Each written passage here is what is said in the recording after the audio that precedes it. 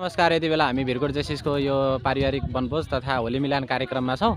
यति बेला मसँग हुनुहुन्छ भिरकोट जेसिस 2025 को भिपी हुनुहुन्छ। भिपीज्यू स्वागत छ हजुरलाई। के भन्न चाहनुहुन्छ तपाईँ? दुई शब्द राख्न म हजुरलाई विनम्र अनुरोध गरेँ। सबैजना स्वागत छ र सबैजना के अरे यो हाम्रो भिरकोट नगरपालिका 6 र हाम्रो भिरकोट नगरपालिका 6 सुन्दर चौक पार्क भन्ने ठाउँमा हाम्रो अहिले पिकनिक छ। होलीको अवसरमा हाम्रो भिरकोट जेसिसबाट आइएको हो र हाम्रो धेरैजना टिमहरू हुन्छ, रमाइलो पनि भइरहेको र भिरकोट यो सुन्दर पार्कमा हजुर के छ भन्दाखेरि धेरै रमाइलो, नेचुरल राम्रो छ र रमाइलो पनि छ यहाँ होइन।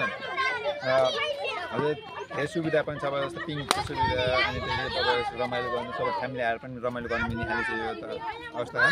र यहाँ हाम्रो चाहिँ हेर्नु भने हाम्रो सान्जा वालिङ र भिरकोट नगरपालिका सबै देखिएको हुन्छ। नेचुरल पनि हजुर जता रमाइलो ठाउँ हो यो र हजुरलाई पनि इन्ट्रेस्टिङ छ भने प्लिज आइदिनु होला र रमाइलो मान्नु होला यो भिरकोटको सुन्दर चौक पार्कलाई। र यो सुन्दर चौक कति टाढा छ? सिद्धार्थनगरबाट कति भित्र कसरी आउन सकिन्छ, केमा आउन सकिन्छ, त्यो विषय पनि जानकारी दिनु।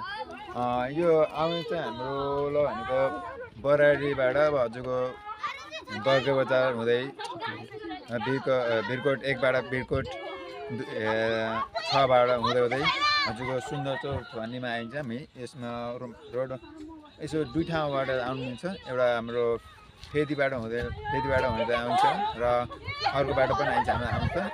र यसमा चाहिँ हजुरको हेर्दाखेरि जङ्गल जस्तो टाइपको छ, तर यसमा रमाइलो पनि हुन्छ। प्राकृतिक कुराहरू धेरै छन्, प्रकृतिको आनन्द लिन र हजुरलाई बच्चाहरूको लागिहरू पनि इन्ट्रेस्टिङ छ, इन्ट्रेस्टिङ रमाइलो बालुथानका खेल्ने कुराहरू पनि छन्, खेल्न पनि हामीसँग। के साधनमा आउन सकिन्छ हामी यहाँ? हामी चाहिँ यसमा भनेको बाइकमा पनि आउन सकिन्छ र गाडी भयो भने गाडीको व्यवस्थाहरू पनि आउन सकिन्छ यसमा चाहिँ। हजुर अब बसको लागि अलिकति अप्ठ्यारो त छ, तर हामीलाई गाडीहरूको लागि सजिलैसँग आउन सकिन्छ। हुन्छ, धेरै धेरै धन्यवाद। जाँदा जाँदै यहाँहरूलाई होलीको विशेष शुभकामना। प्लस प्लस आज भिरकोट जेसिसको स्थापना दिवस पनि छ। भिरकोट जेसिस आजबाट 7 वर्षको भएको छ।